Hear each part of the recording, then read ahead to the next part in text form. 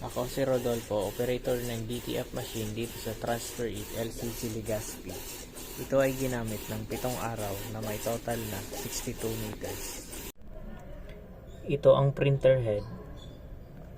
Heto naman ang capping na may 100% good condition. Head clean.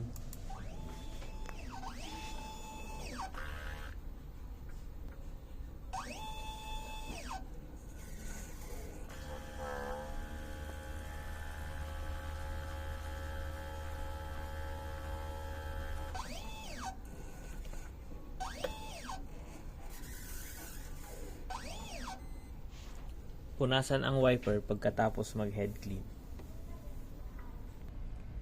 I-check ang nozzle.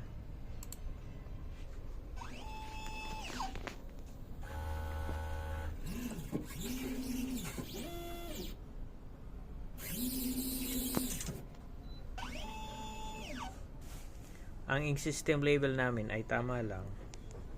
Ang damper ay pinalitan noong March 2026. Ito ang ABR. Waste tank nilinis ngayong araw. Dito naman nakalagay ang ground wire. Dito nakalagay ang stock ng unused ink, DTF powder. Dito naman nakalagay ang stock ng DTF film. Dito naman nakalagay ang stock ng in-use ink. Consumable withdrawal, physical inventory, daily output, daily checklist.